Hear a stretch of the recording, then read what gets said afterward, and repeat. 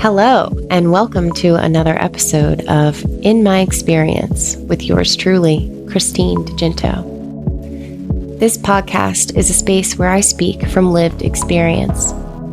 The moments that shaped me, challenged me, and changed the way that I understand myself in the world.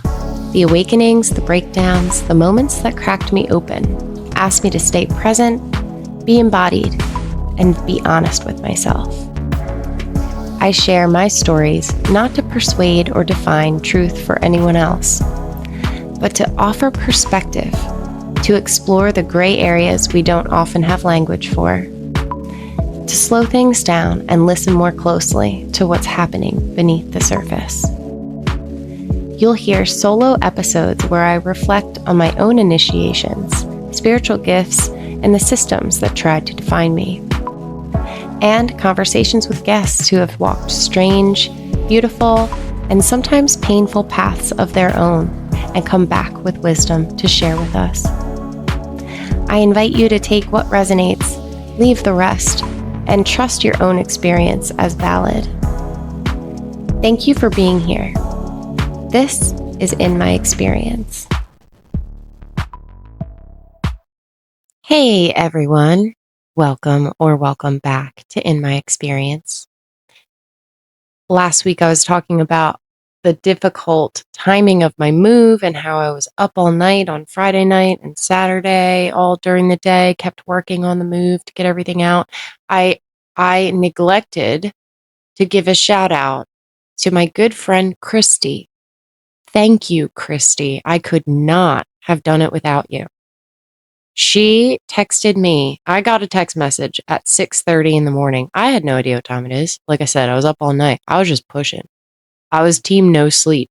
Like when I do snow removal, you just keep pushing. I stopped and I went to Wawa to get coffee at 2 in the morning. Keep going. Anyway, I'm painting. I'm doing stuff. Ding, 6:30 a.m. Who could possibly be sending me a message, right? I check it. It's her. She says, "Hey, I'm not doing anything today. I'm not busy. Do you need help moving?" Why, yes. Yes, I do. Let me tell you, she came through with so much wisdom and experience, having moved so many times and assisting other people moving. And I thanked her tremendously. She kept expressing her gratitude for people that had helped her in the past and that it's very important to pay it forward whenever you can. And man, she is an earth angel. Thank you, Christy. So with that aside, I just had to say it. Obviously, I can't believe that I left it out last time. I was mostly talking about myself, which is something that I did in this episode as well. You guys, I'm officially an asshole. Today, I'm speaking with Officer Frank Jones III, who I met when I locked myself out of my camper around 11 o'clock at night a couple of weeks ago in Pennsylvania. Frank is a locksmith in addition to being a police officer, but when I called him, he was still on his police shift from 12 to 12. And in the meantime, he was like, "I'm so sorry, I can't get there until after midnight when I get off work." And I was like, "That's actually fine because I'm looking right now at a stack of wood and I will light that on fire promptly. And I'll just wait for you because there's nothing else we can do." We were locked out with it, unexpectedly, of course. How else do you get locked out? You don't plan that shit. So anyway, I'm so sorry for being so lackadaisical and cursing so much. I'll keep it in check from now on. In the meantime, we had our fire and it was just enough wood to keep it going until Frank arrived. And by the time he got there, we were in great spirits. I apologized for being a silly goose and locking myself out, and I explained that I was moving. Frank asked, "Where to?" And I said, "Right here, into this." I told him a little bit about my divorce and decision to move into the fifth wheel and travel to focus on learning cob building and growing whatever I possibly can. We ended up having a really meaningful conversation, and I was so happy to meet him. Sometimes in our experience, you could never imagine the type of person that is going to respond to assist you and the type of background and experiences that they have. And I was just blown away when I met him. And I'm so happy that he accepted my invitation to be on the show and share a little bit about his experience with all of you. Frank has been a social worker, a Marine, a police officer, and a crisis negotiator. He's also a locksmith, husband, and father who is considering moving into school security so that he can continue supporting people while having more time with his family. Way to get balanced, Frank. That's an excellent idea. Before we begin, I need to acknowledge something about the way that I showed up during this conversation. When I was editing this episode, I was straight up ashamed of myself. I realized that after Frank had shared very openly about growing up in a home where there was physical and emotional abuse, talking about moving 21 times and deciding that when he was only 12 or 13, that he would be a different type of person and that he would become the best husband and father that he could be. I had so many thoughts when he was sharing and discussing his past life experience. I was thinking about how sorry I was that he had to experience that. And I was also thinking about how much I respected the awareness that he had at such a young age and the way that he used those experiences to become a person who helps others instead of perpetuating that same behavior. But I did not say it out loud. I briefly acknowledged what Frank said, and then I directly went into my own trauma. I guess I didn't intend to. I was kind of just making an offhand comment like, I wish you responded to mine. And then I started to talk about my own situation. I just never stopped. And I feel like it was very inconsiderate of me. It was trauma dumping. I was hoping to share a little bit of my story, like I said. I guess I just spoke too soon. And once I started, I had to keep going to describe what had happened. And watching it back, I felt like I had taken his vulnerable moment and used it as a doorway into my own story. It happened. End of story. I reached out to him and I said, "Oh my gosh, Frank, I am so sorry. I apologize. I didn't realize that that's what I was doing. And I am so sorry."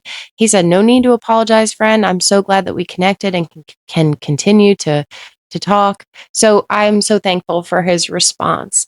And, it's okay. This happens. The important part is becoming aware and making a change. So, to all of you, I'm sorry. I am aware. I will be more considerate next time. But sometimes, it's not that I was wrong in sharing my experience. It was more about the timing. I want to be more aware when I'm speaking with anyone, but especially guests on the show. They're trusting me with their stories, and I want to be someone that can truly receive what another person shares without immediately bringing the conversation back to myself.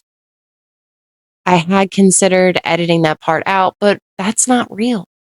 And it would allow me to present a version of myself who responds perfectly, but it's just not real. I would rather acknowledge it, apologize, and learn from it. Frank, thank you for accepting my apology. Thank you for being on the show. Thank you for sharing your experience. And thank you for being you. I'm really excited to share this conversation with you all. Let's get into it, and I'll catch you at the end. Frank, There you can you go. hear me? Yeah, I think I unmuted myself Okay, now. okay. How are you? Good. How are you doing? Good. Sorry, I needed a minute to collect myself because I stepped outside to smoke a couple minutes before. And then when I was out there, I'm in Tennessee right now. Got it. When I was out there, I heard a kid crying, like immediately through the woods, like Yep. screaming, crying. So that always like takes something out of me as like a woman and a mother. Like it always makes me like pay attention. But a lot of the time I feel like I can't do anything. Right. Yep. Because what am I Yep. going to do?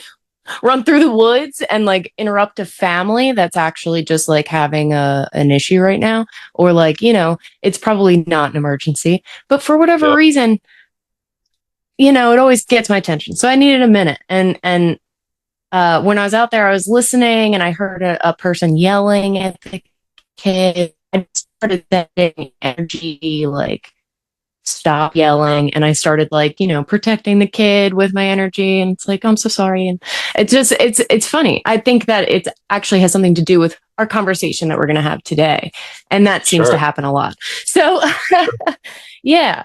How are you doing? Good. Life is busy, but it's good. I just got done catching up with I'm sitting here in a parking lot at a grocery store, looking at some old, old friends that I grew up with, their homes, that I don't think they live in anymore, but as a child, they lived in, and there was a kid I went to high school with that needed a key made for his vehicle. So I just got done taking care of that, and I have one more customer later on at like 11:30 ish, 11:45, and then I work from 12 to midnight, my regular job. So Oh, okay. yeah, 12 to midnight. Jeez. yeah, I've been second and third shift for 11 years now. Uh, and I've just been thinking about getting out of law enforcement in the last 2 years or so, and making a little bit of a change. Life is just going by so quick, and missing out on a lot of things with the family. And to me, it's just not worth it anymore. The pay is good, the benefits are good, but um, as you can imagine, that just takes a toll on the first responder and their families. So yeah. Absolutely. Absolutely. And what are you thinking you might get into instead? Do you get full time into your locksmith business or I don't know anything if I else? want to. Yeah, that's a great question. I don't know if I want to have that pressure of um, this. This is really enjoyable for me right now. Like I don't want to say it's a hobby or a side hustle. It's a business, and I'm taking it serious. But I don't need this money to survive. Right? This is like vacation money. That anything I make with the locksmithing. So I don't know if I want that stress and pressure, you know what I mean, that would come with, wow, now I don't have this income, right? The first responder income. If I got to put all my eggs in this basket and have that as my full income, and then what do I do for insurance? And how do I, there's a lot that goes into play there with thinking of doing this full time. I really enjoy it. I love helping. It's not as stressful as the military or law enforcement. But sometimes it could be its own kind of stress where you're talking about software and computers. If you're trying to program a battery or key fob for someone's vehicle that maybe it's not working at the moment, and that could be stressful, but it's not life or death, right? I mean, Mm. okay, I'll come back tomorrow. Things aren't working with your car or this key or this computer. I'll bring some other software. I don't know.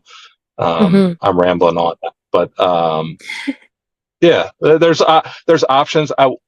If I'm being honest, what I was thinking is my social work background, maybe using that and my law enforcement background, and maybe do like security in schools. A lot of schools Mm. are looking for security officers, so that would give me That the would be chance to amazing.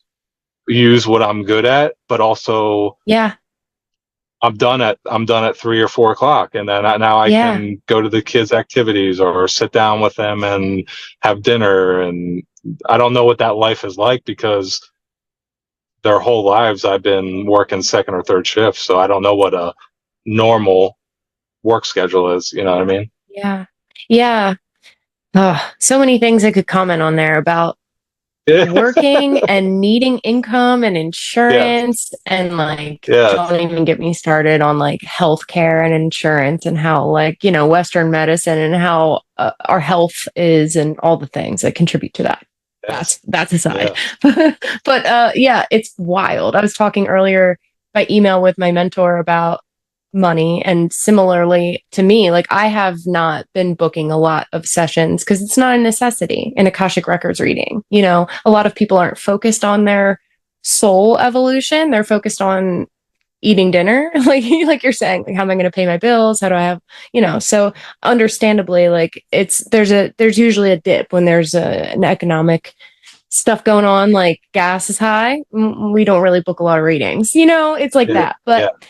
we were kind of talking about how silly that is because ultimately, monetary systems and hopefully in the future we can balance. And I said, I hope we can make money work for us instead of the other way around, and Yeah. it's just so silly. But I think the key in the interim of all of the, things that we can't personally fix is the environment that we spend our time in and what we focus on doing every day. And like you said, balancing home and work life and spending time with your kids. That's it. I think if you miss that, you can't get it back. I think if you missed Yeah. it, you would be devastated. So it's Yeah. very important. I'm glad to hear that you're focusing on that. And I can say from my experience going to school, having like security aides that worked at the school, I still think of them. I still had Yeah. impactful moments with them. I have reverence and respect for them, and I appreciated them like in the moment as well.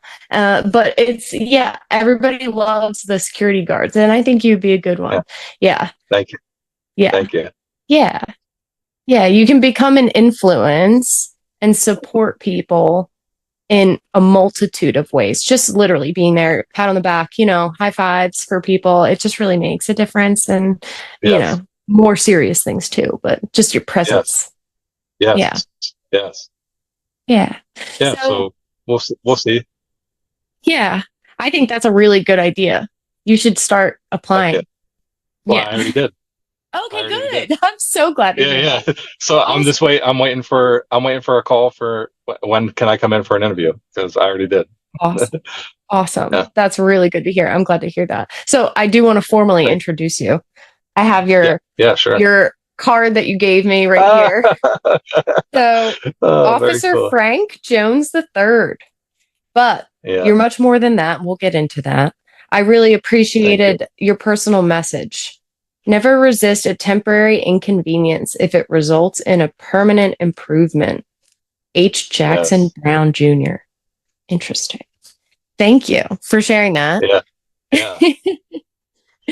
So, Yeah. I, That I think that quote a temporary inconvenience for a permanent improvement can go for young adults, can go for you know gray hair. At any age, anywhere in the world, with uh, whatever you're going through, you know, know that there's light at the end of the tunnel. You know what I mean? yeah, absolutely. And that there's always a better way, more sustainable way, something that makes you consider the future and what the future would have to be, making things more efficient and effective. I Yes. appreciate that. Yeah. So I met Frank one night when I locked myself out of my camper.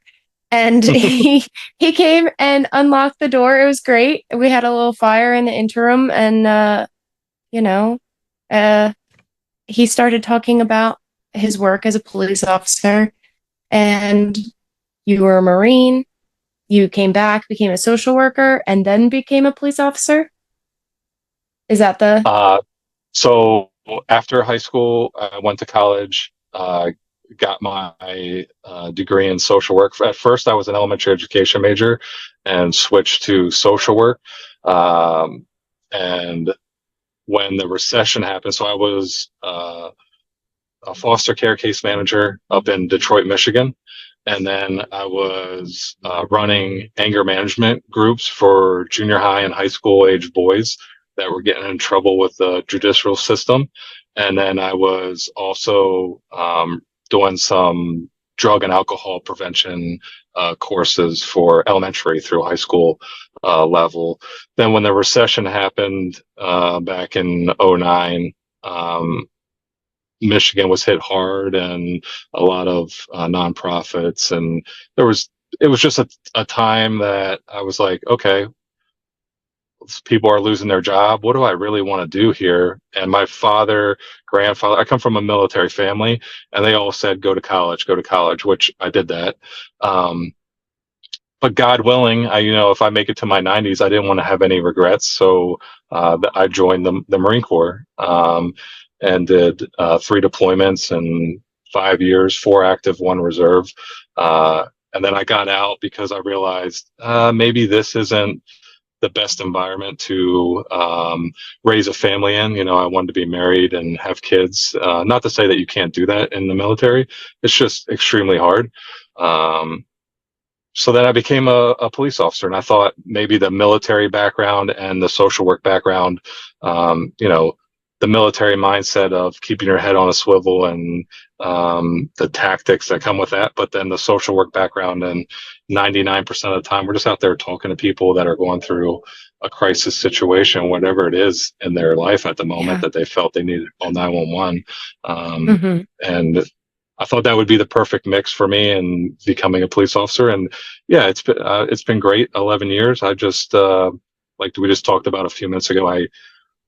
I don't know if the juice is worth the squeeze anymore. If it takes a toll on you, seeing and dealing with everybody's Absolutely. crisis, right? All these stressful moments that are going on in people's lives, and you're taking that all in and absorbing that, and then your family is, and yeah, there's just a lot that goes with that. So I'm 43 now, and I just want my kids are growing up, and my wife is works full time, so she's been amazing at tackling her job and succeeding at that, and then raising our kids when I'm not around. And I want more time with them. Not that I care about the public and helping people, but I really care about my wife and kids, and Yeah. they're as you know, they're growing up so quickly, and time is just flying by, and I just don't want to miss any more time with them. Yes. Yeah. It's fascinating to me. It seems you already had a very clear mission of helping people and wanting to support them through difficult moments. What inspired you to get into that out of high school into college and going into that? I think so. Like a lot of people our age, parents are divorced. Mom had me when she was 19. Um, Her and my dad were married for a couple years, and I'm the oldest of five. Now, two of them are Billy and Katie, are half brother and sister. But I call them my brother and my sister, and Joey's my half brother, but I call him my brother. So they each remarried then, and um, my dad is still married to this day. My mom is not to her second husband. They split again. Um, but a rough upbringing, I would say. We moved a lot. Um, Growing up, mom didn't have a lot of money. There was this time there where she was a single mom and trying her best to make things work, and working a really good job. But she got with a guy that was very physically and mentally abusive. And then that rolled into the marriage, and us kids, and being in that environment and dealing with that for years and years. um, I was like, man, I can remember as a kid, 12, 13, I'm like, when I become an adult, this is not what my life is going to look like. I'm going to be the best dad, I'm going to be the best husband. um, Granted, nobody's perfect, right? We all have our flaws, and I think we all try uh, to be the best that we can, but we fail, and that's okay. You just got to learn from your mistakes. Um, so yeah, I think that those pieces and that lifestyle that I was living at that time made me want to help people that are going through whatever they're going through, right, in their personal life, in the four walls in the home. Because you could see kids at school and you think, wow, these kids at school have it all together, but you have no clue what they're going home to and what they're dealing with at home. Yeah, um, absolutely. so that, I think that's what got me into the social work field, and wanting to help that population, because I could relate to it. Wow. I really appreciate your depth and insight, and what a perfect placement for you as a soul in this lifetime to come into the family as the oldest and be able to have that perspective from I'll say like the top of the hill, that Yeah, you could see your mom struggling as a single mother and appreciated that struggle. I think you mentioned to me when we met that you moved 21 times. yeah, 21 times. Yeah, Yeah, that's yeah, wild. It's wild.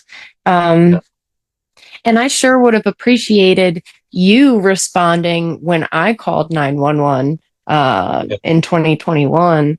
yes, yeah, I was told by text that I had a PFA against me, and I was like, well, I wasn't served with anything, and I right. don't agree. Like, how? You know what I mean? Like, nothing happened. So it was like I couldn't really believe it. So I called 911, and it was the Pennsylvania State Police. State police. Yeah, I sure would appreciate more training in emotional domestic issues, um, yes, for specifically for state police. I feel like they're yeah, mostly highway patrol. Like they really yeah, aren't there. And a lot of them, because I would always ask anytime I was arrested, I would always ask about their background and what got them into police work and like what they think and what they do. I wasn't very pleased with some of their answers. They were sort of like, well, I was in the Marines and, shit happens and got to do what you got to yep, do. And and they weren't, I was like, well, did any of that inspire you to want to make a safer world? Like kind of questions like that. And they're like, no, yeah, it is what it is. You do what you do. And yeah, I'm like, oh, I was like really upset. So I'm highly emotional. And I feel yeah, like that is also connected with my spirituality. And it's almost like you can't control it. I think it's beautiful though. But yeah, some people are afraid of that, right? yes, Had a lot of highly charged energy. I was concerned for my daughter's safety.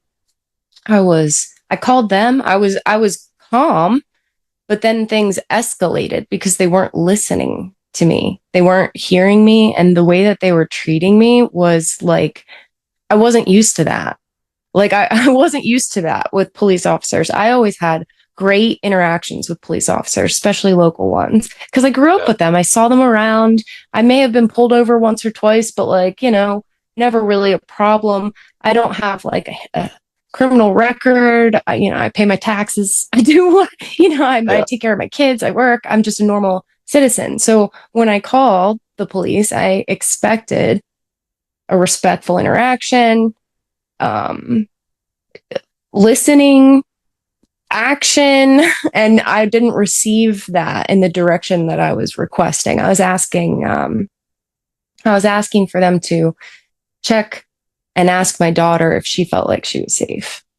I was like, please go up to the house and ask to talk to her and ask her if she's safe. And they would not. It was very interesting. I actually got charged with obstruction of an investigation because that I called for because when I was at my home, but the driveway is like a quarter mile long. And I stayed down at the bottom. I called and I asked for them to come. And I said I was informed by text that there's PFA against me. I wasn't served with anything. I don't know what's happening. I'm concerned. I want an officer to come. I started to describe calmly like what was happening. And then one of them was like, you can go left on the path. He's like, all right, you can walk ahead. You can go up to the house. You can go, but you have to go left. And for some reason, I didn't like that he told me which direction to go in because to be honest with you, it was like a wide open area and I didn't have to go in any direction. Personally, I don't like being told what to do. So it yeah, was sort of like yeah, a, um, but I understand the need for like control, but there were at one point like 5 or 6 officers and they were all male and they were like it was during, I guess it was 2021, so still COVID. They had masks on, but they had to keep like taking their masks off. They were all like out of breath. Like when I started like crying, and because they weren't listening to me, I was like, Yeah. please go knock on the door and talk to her. But then my ex-husband pulled up the driveway. I thought he was in the house with her, but he wasn't even home. And when he pulled up the driveway, then I was like, well, who is even with her? Like, someone needs to go to the house now, you know? And they wanted me to move out of the way off of the driveway for him. And I It was almost like they were taking his side without saying they were big fans. 100%, a Yeah. 100%. So then I was like, no, I'm not. And like he jumped out of his truck and he had two phones and one of them fell on the ground. And I said something and the police officer was like, you can't talk to him like that. And I was like, I'll fucking do what I want because like, oh my God. Like it was just, I was appalled. So it ended with, okay, so there were like 5, 6 officers, at least 3 vehicles. They all have cameras on the cars. I know they have cameras directly on the front. They were angled toward me. They have audio. I don't think they have video on them. It escalated to the point where they threw me on the ground onto the stone driveway and cut up my legs and handcuffed me because I wouldn't move out of the way because I was begging them to go check on my daughter first. And then they said I obstructed the investigation. And then they destroyed all of the audio and video. When it was requested, they said it was destroyed. And I was like, I bet, because that would, you would have looked so bad. You know, it's wild. And I've actually never talked about that publicly. And I'm Yeah. sorry to be like talking about, you know, the police with you as an No, officer. no, And I don't no, no, mean, no. you know, but Jesus, it was bad. And I was just like, it was almost like things were happening in slow motion. Yeah. Like I just couldn't believe that that was happening. And then they towed my car and I had to go, like I had to pay to get it towed, but I went to high school with the person that owns the towing company. He comes out and he's like, "Oh my God, what is happening? I'm so sorry. Like I'm not going to charge you." Like he like couldn't believe what was happening either. And I was just Yeah. like, I just like don't even know. Like this is like another world. Actually, after that, I called the same station because that's the only place that has jurisdiction over my home. And that's where my daughter was located. And I was calling for a safety check. And I said my name, and the guy said, "Not for you." And he hung up. Yeah. I was like, what the fuck? I didn't know that was possible. Um, No, But like again, like I said, I'm not a criminal. I always no. was good. Didn't even have a speeding ticket. All I did was take care of my kids.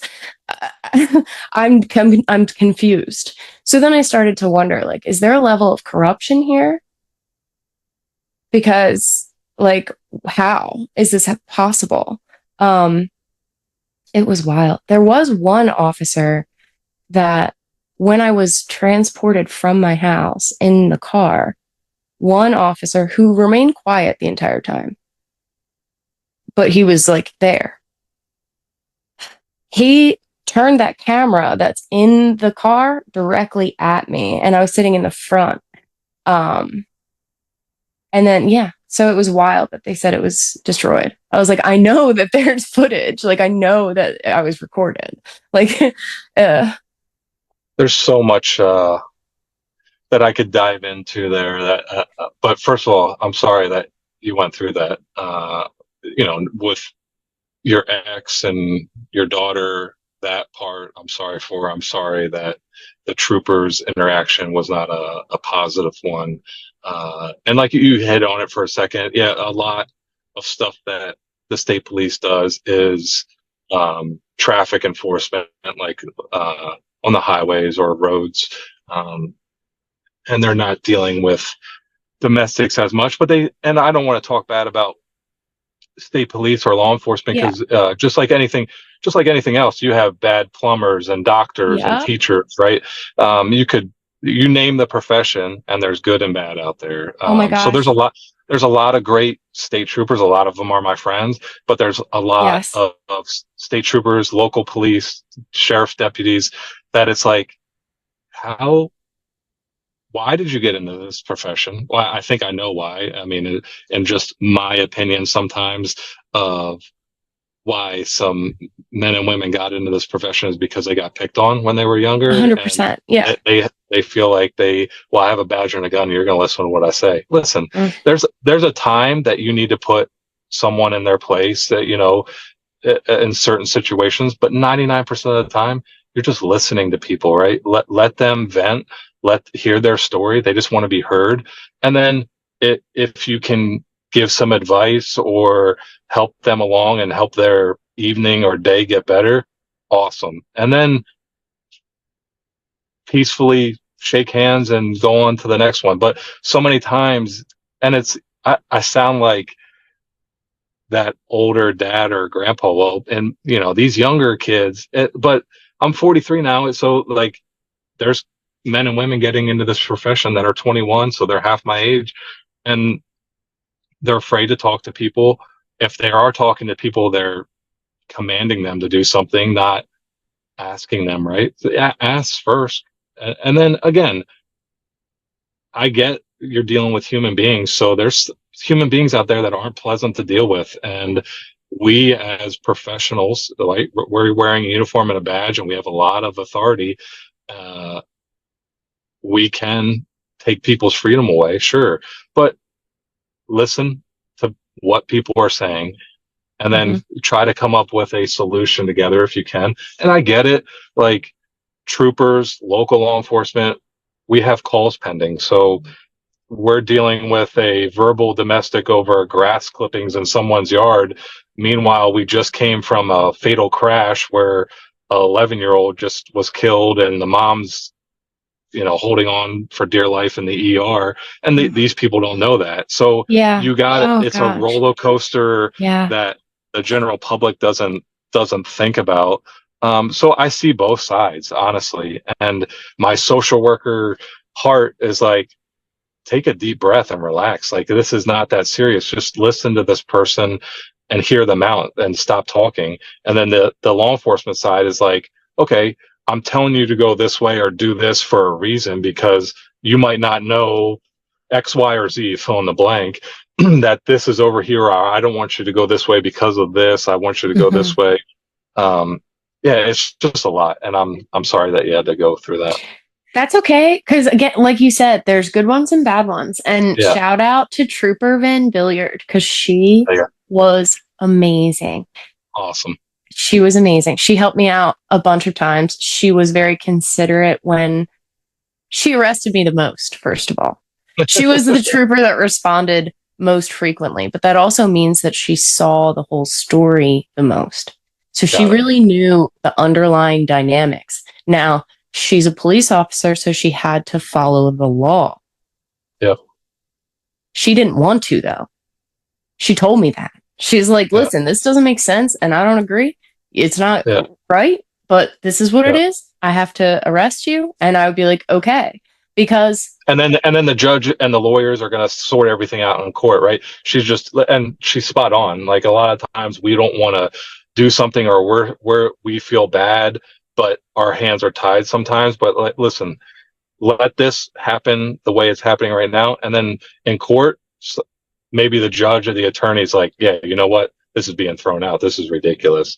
So yeah, that's cool that she shared that with you. yeah, yeah. There was one point where I got charged with burglary by my ex, which is a felony. And when you get charged with a felony, it goes on your record. I didn't realize that. Like, it's not just what's the word? You get charged and then prosecuted, right? Like, or whatever the determination is. But like, Yep.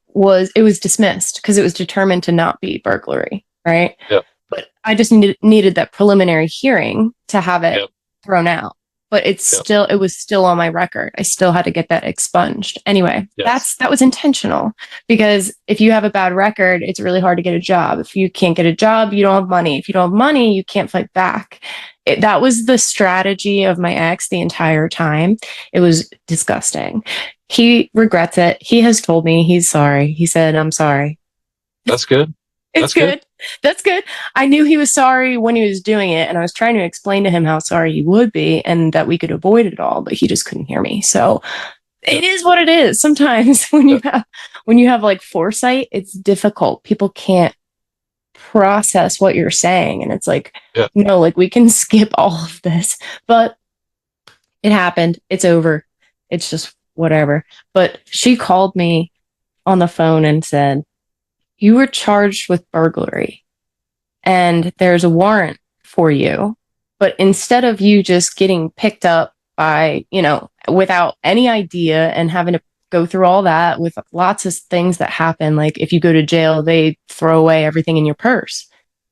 I found that out. Like it's interesting. So, things that are inconvenient happen, and it's hard. It's not fun. So, trying to avoid jail. And she goes, "All right, well, I know you. And I know that if I call you and tell you to meet me at this courthouse so that we can charge you with it, right? Or whatever that process is, like I have to be formally charged." Right. Right. Um, and then she had me drive from the courthouse in Parksburg, which she coordinated, ahead of time so that it would be easy. And we go, everything's done, and she's training another officer while she's there, and she's just like telling the process to him and using me as an example because I'm easy to deal with, right? Yeah. And Yeah. I'm just happy. Like this is so much better than getting thrown on the ground. Like Uh, and being around five, like you said, there was like five troopers there too. yeah. That drives me nuts too, because, and I get it. Listen, um, being on their side and wearing the uniform, I get officer safety, trooper safety. You want to have more good guys than bad guys, but we're talking about a wife and a soon-to-be ex or an ex-husband that are going through something.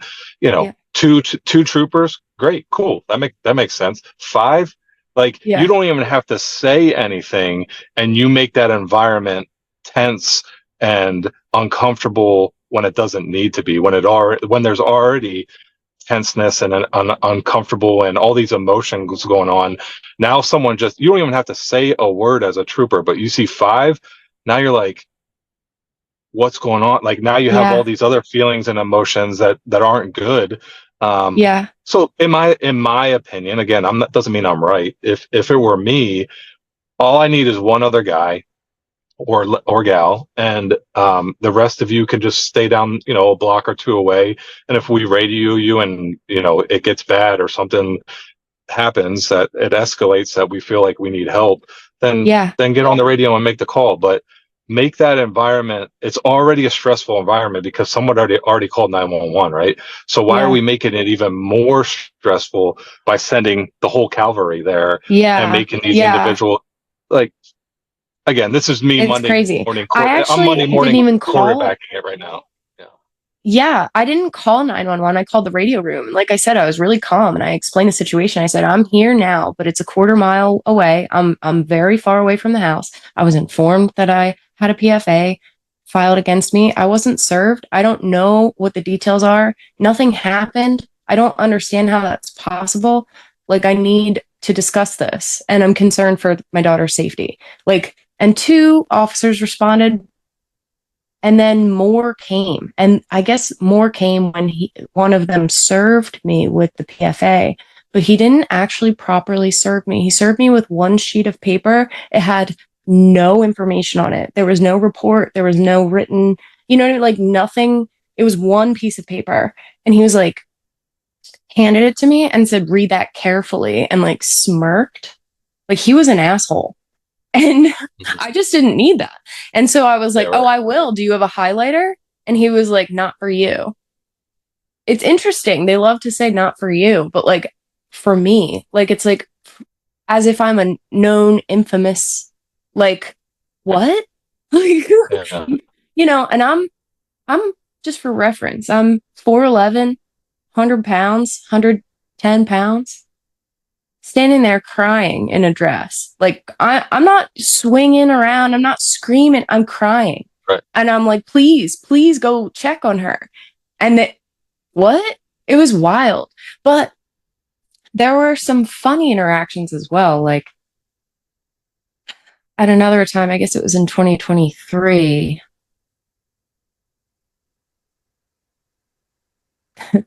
there was a period where I could only talk to my daughter by phone. And sometimes my ex would take the phone and like not answer, right? So then I couldn't talk to her and I wasn't allowed to go there. But if you kept me from talking to her for too long, like, I'm so sorry, I'm going to arrive at where you are and I'm going to check for myself. Yeah. So that's what I did. Right. And as soon as I came in the door, because they didn't know I was coming because they didn't answer the phone. As soon as I came in the door, my daughter goes, oh, grabs a bag that she had packed with snacks, like the foresight, the planning. Like this was something that she was like hoping for, right? She's like, bye, and like ran out the door with her bag, ready to go with me. So obviously, I left. Well, now that could be kidnapping, right? Like, I don't have custody of her. I'm not supposed to be there. He could have called the cops and said she just took her, right? But he didn't because I'm sure what would have come out in the discussion of like, why was she so ready to leave with me? Well, like, Yeah. obviously I'm not the problem here. Like, that's what the officers would always tell me. It's like, you're not the problem. I'm so sorry this is happening. But it was like, basically, I didn't realize that you could get PFAs against someone by just going in and saying whatever you want, writing things down and saying anything. He said that I had untreated mental illness. Is this the 50s? You could just call someone crazy and then all of a sudden, like, you lose your child and you can't go to your home and you have no income because we worked together in a business. And it took 5 years to get divorced because he wouldn't provide any documentation. I had to hire professionals to value things. It was Right. insane. And I could see this coming. I knew that that was the case. I knew that this was like not legit. But of course, everyone is going to say that. Like, I'm innocent. This isn't true. But Oh, how do you feel now? So you said 2021, 2023. Now it's 2026, coming to the end of 2026. I mean, yeah. it's already, oh, that's crazy. Time is flying. Like, how do you feel now? Like, Oh, what's now, your relationship with, or non-existent, or no. co-parenting, or We really co-parent. My cool? daughter prefers to be with me. I have primary custody now and I homeschool her, but it's summertime and I'm traveling right now. Like I said, I'm in Tennessee. So I'm Right. going to an eco village to volunteer and they're not set up for kids yet. So Sure. they said, please don't bring kids. So she's actually with him now and Okay. he's watching my 3 cats. Wow. Yeah. So it just, That's I mean, like, nice. That's yeah, nice. it's nice. I always wanted to get along.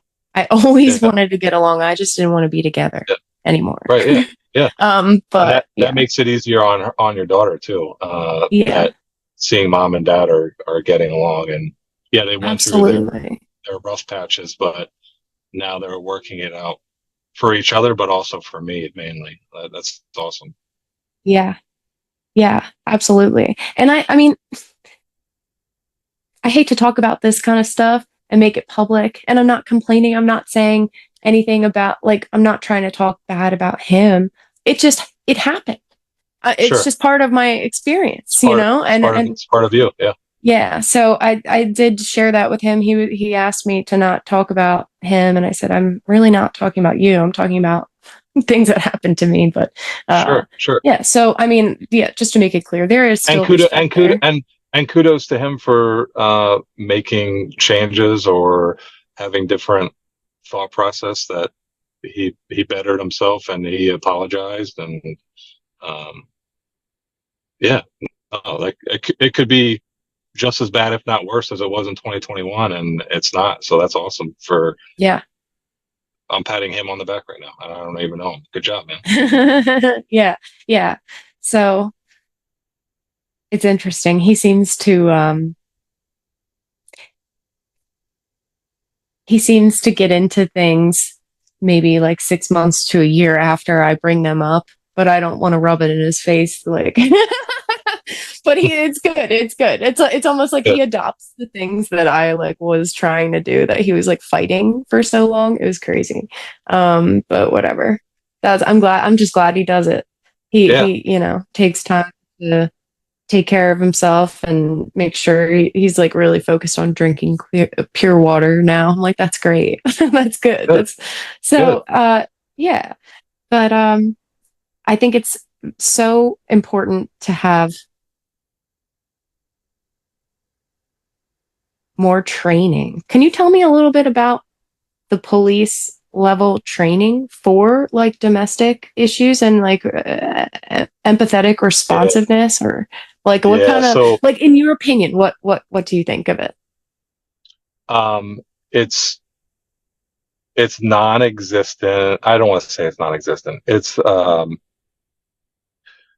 very. I mean, there's a lot, right? There's a lot to go over in the academy. I mean, as you can imagine, of all the laws out there and everything a police officer, you're wearing many hats, right? Like, you got to be a police officer, you have to be a counselor, you have to be an attorney, a priest, like there's this, like, a social Administratively, worker, the right? paperwork, Right, yeah, yeah, paperwork. right, exactly. Like, stuff like that gets put on out there in movies and on TV shows. It, like, oh, it looks like law enforcement's so cool and they're running and gunning. It's like, most days you're catching up on paperwork, you're typing reports of all the stuff that you took care of, right? Like, that 20-minute incident that you had at Johnny and Susie's house, now you got to go write a 45-minute to an hour long report about it and do all this paperwork and Yeah. submit this. And then you're dealing with your supervisors, and, well, they didn't like the way you did this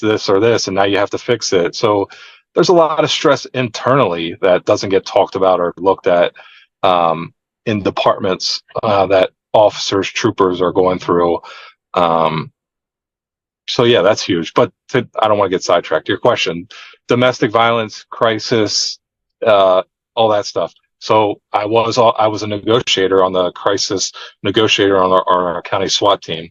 Um, so during the pandemic, our call volume went through the roof. I mean, as you can imagine, people aren't at work, and maybe things were rough in the home, and now the spouses aren't going to work, the kids aren't going to school, and everyone's inside this home.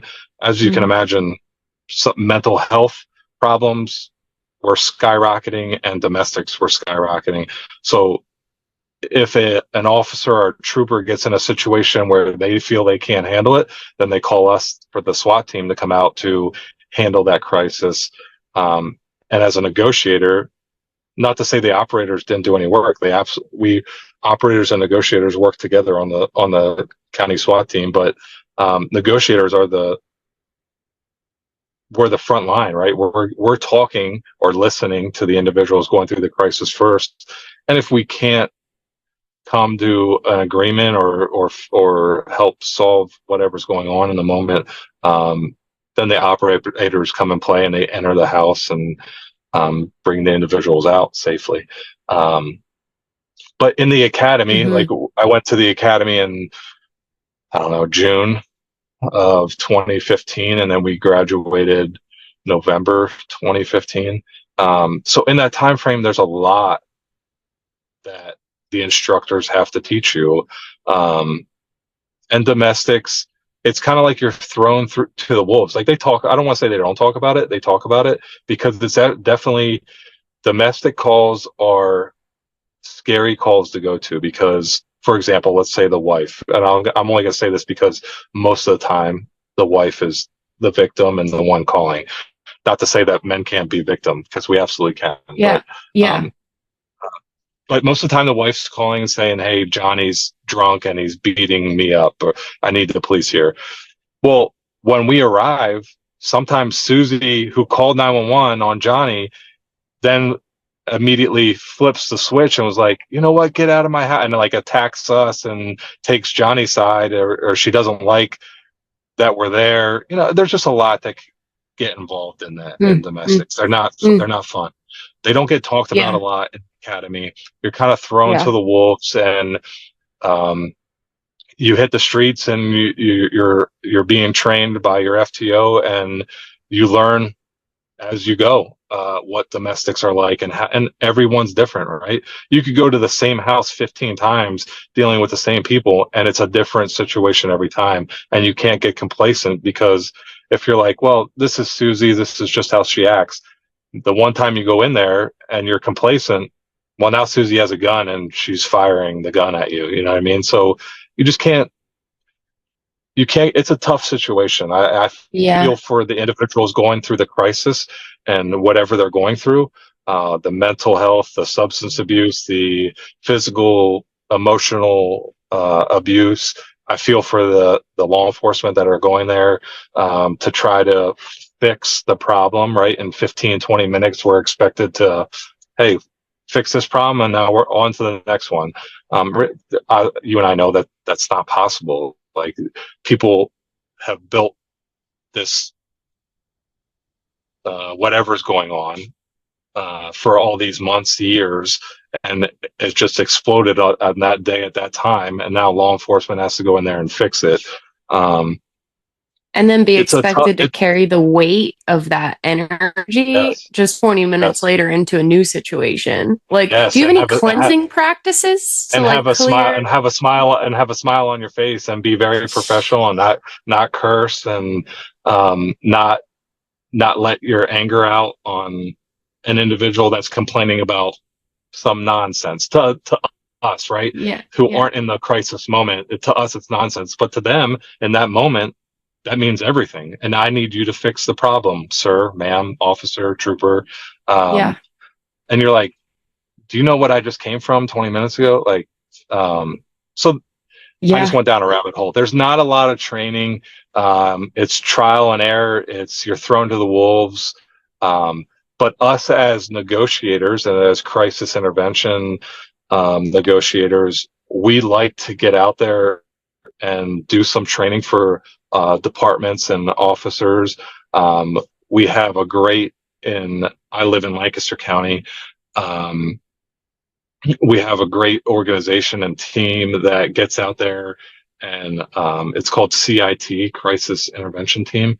Um, so we have like social workers, psychologists, law enforcement, negotiators that teach these officers skills that they could use on the job in moments like that, where here's tools that you could use and keep up here to Hmm. remember next time that, hey, stop running your mouth and just listen for a moment to what Sally or Johnny's saying, and here's what you could do to help make that run smoother than it just did for you, because it just blew up in your face, and you didn't represent law enforcement well, you didn't represent yourself well, and you didn't help the situation. So we just we try to give them tools to help with that. Sorry if it gets loud. It just started to rain here, and I'm in my Yeah. car. That's so funny because it just started to rain here, but I'm in Tennessee. I Uh, wonder if it's the so same yeah, storm. yeah, the sky is completely gray. So yeah, it might get loud. I'm sorry. Yeah, I just heard a thunderclap. So I love thunder and rain. It's good. We need that. Yes. Um, So I don't know if I answered your question. Yeah, there's not yeah, enough training at the not beginning. enough. You almost learn as you're dealing, as the calls come in. You're trying to better yourself if you're a good officer or trooper, right? And like we said, there's bad troopers out there, there's bad officers, there's bad plumbers, teachers, doctors. So if you're a good one, you want to always be sharpening your tools and go to training, and it's out there. The officers and the troopers just got to look for it, for one, and the departments have to have the funding to send them to it, because if you're sending troopers and officers to these trainings, now you're short-handed on the road to answer the calls. So now you're either, one, you're short-handed, so now calls are going to start pending and piling up on you, which aren't good for the citizens that are calling 911, and it's not good for the law enforcement that's trying to handle these calls, or you're forking out money for overtime to call in officers on their time off because you have officers that are on vacation or sick or at training for domestic violence, whatever, fill in the blank. Yeah. So there's a lot involved, a lot that goes on. Do you think do you think you would have any interest in trying to advocate for better and more training, more accessible? And what Oh, that would, I yeah, don't that want to would put you be, on the spot, but yeah, yeah. what ideas would you have like to make that possible? Like more like I mean, you don't have to physically go in training. You could take webinars and you know what I mean? No, that's right. Absolutely. And we do have, so just like, for example, real estate agents, so you have, and teachers, you have continuing education, right? Where you could be a teacher for 10 years or a real estate agent for 10 years or a police officer for 10 years. But you got to continue to go to these courses, whether it's Yes. in person or online, because things are always changing, right? In the school setting, in real estate, in law enforcement, laws are changing. So the world is just changing. So how do we adapt to Hmm. this? Um, so there are absolutely continuing education courses that we have to take in order to still be a lawful law enforcement that's up to date on all their credentials. Now, do officers Hmm. zone out and not pay attention? Sure. I mean, they're, again, you're talking about human 100%. beings. You're talking about human beings that you can't. I mean, we're all different, right? Even though we're One all the same, and so we're all the same in so many ways. Everybody's different too. one So officer didn't know how to take my fingerprints effectively because yeah, he told me to dry my hands. to dry them. Yeah, but apparently you Yeah, need some moisture. You usually you want spray some water. damp. You want it damp. You want it damp. Yeah, yeah, Apparently yeah. that's like the number one rule, right? Yes, yes. I tried to send him a message. Okay, so he arrested me, processed me, was doing my fingerprints. It was a struggle. He started saying things like, couldn't have to do it the old way, old fashioned way, and things of the like. And I was like, wait, With like what? the ink, Yeah, I was instead of like, like the, yeah, yeah, yeah, I was like, I'm not doing anything like wrong. Like I've done this before. Like yeah. I don't know what's happening. I'm doing everything you're telling me to do. Like, but anyway, then he took me to the Chester County Prison, and the beautiful, wonderful woman who worked in there, she was so kind. See, this is what I'm saying. There's always angels. Yeah. Any tough situation I've ever been in, there is always at least one angel. And I see them immediately. And I'm so thankful that there are people who take these difficult jobs and still remain a pillar of light and Yes, support and yes, humanity. It's just really, I'll never forget. I don't know her name, but I think of her sometimes. She's funny. yes. She's so. First of all, she has to process me, and the first thing she does is spray my hand, and then it puts it down, and it's super clear, and I'm like, Imagine oh, that. that's all it is. You Imagine just have that. to get it wet first, right?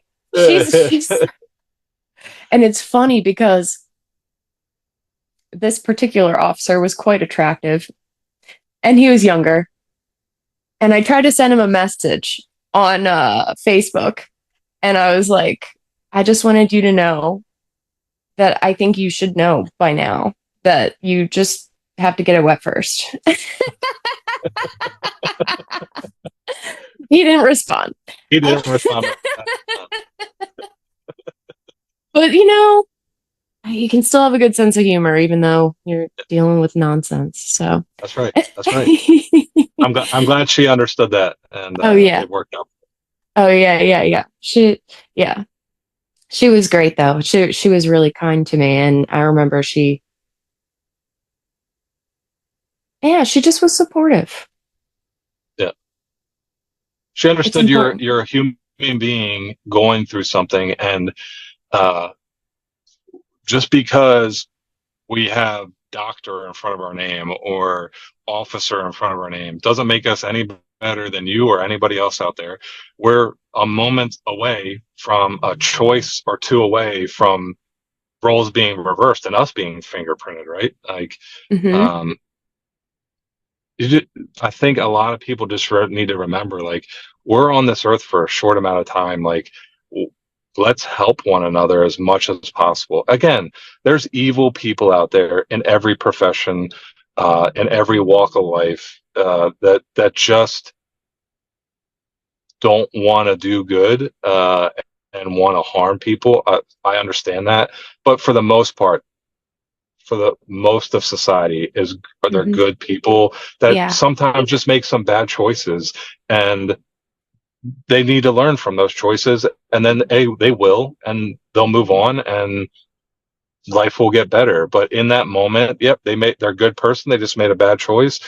Let me be with you and walk with you alongside you, and that here's the steps that we're going to take, and tomorrow's a new day.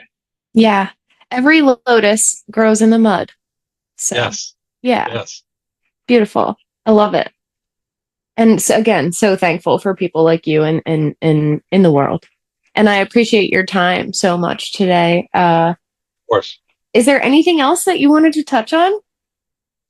um not at the moment, not that I can think of, but I mean, you ask away and I'll answer, and maybe have me on another time and we'll Yeah. talk more. Yeah. Yeah, I would love to. I would love to hear. Please update me of how it Yeah. goes, your All job application. Because that what I'm seeing in my mind, because again, I don't know if you know this, I'm a little bit psychic. You would be so great in that arena. I would love to be in Inspiring. I would love to be in the schools Yeah. with the young adults, like middle school, high school age, Yes. and just being a positive, um, Presence. supportive presence there, Yeah. uh, that make them feel safe, but also that for them to lean on if they have questions, or just a role model, or just all these things. And then at the same time, that's helping me mentally, and it's also helping me with my family. Yeah. I love it. I'm so excited for you. And thank you. Thank you for being you. And thank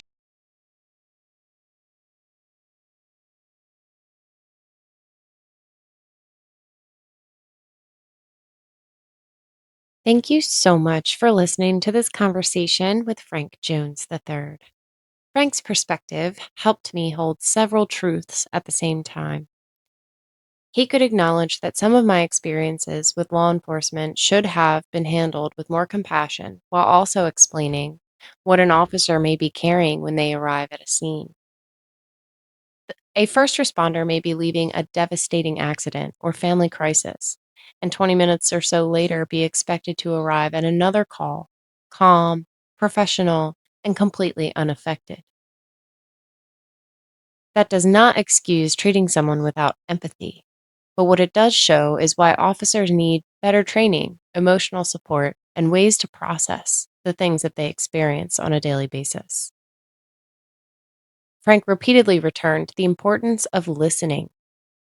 Most people who are experiencing a crisis want to tell their story and know that somebody has actually heard them. That lesson became personal for me when I watched this episode back. I was hoping to share a little bit of my own experience, but I spoke too soon.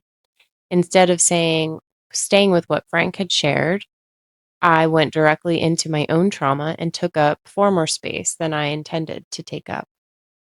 I was a little ashamed when I saw it, but I also don't want there to be shame where a lesson could be. I want to be more aware, more considerate, and more capable of recognizing when another person needs me to remain in their experience before I begin sharing. My story still deserves space, and Frank's story deserves space first. Thank you so much for sharing that, Frank, and for accepting my apology, and for sharing your experiences. I truly hope that the opportunity to work in a school is amazing for you, and I can see how meaningful your presence could be for young people who may need a safe adult, a positive role model, or someone who understands that we really never know what another person is going home to. As Frank reminded us, a title, profession, or uniform does not make anyone better than anyone else. We are all human. We all make mistakes. And what matters is whether we're willing to listen and make a more considerate choice next time. Every lotus grows in the mud. Thank you for listening to In My Experience. I'm Christine DeGinto. I'll catch you next week. And as always, enjoy this track by Stilo Free, Lights and Shadows.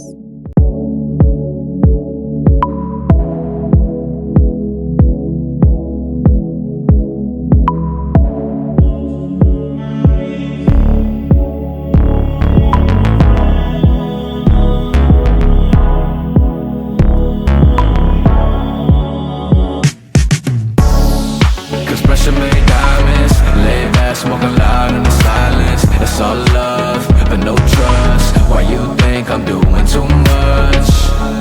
Cause pressure made diamonds, laid back, smoking loud in the silence. I roll up and go up. Why you tripping, give me no love? Nowadays you don't gotta mind me. In the end I hope you really find peace. I had to set my mind free. I had to let my soul breathe. Moon sign Pisces, heart broke psyche. Angels all around me, but demons wanna fight me. Feel like I had to fight myself. No, I had to look inside myself.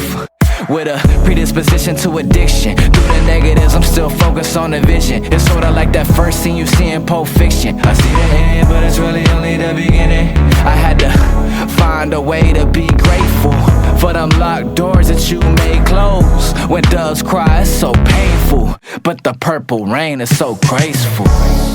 Cause pressure made diamonds, laid back, smoking loud in the silence. It's all love, but no trust. Why you think I'm doing too much? Cause pressure made diamonds, laid back, smoking loud in the silence. I roll up and go up. Why you tripping, give me no love? I'm fighting battles, lost between the lights and the shadows. Tryna shoot me down, I'm dodging all the ammo. Left me hanging, I escaped from the gallows. Swim through the ether, blowing on a reefer. Running like Rev when he rapped about Adidas. It's like my flow is heaven sent. My energy could shift the cards in your tarot deck. Life ain't always what it seemed. An alternate reality, I'm living in a dream.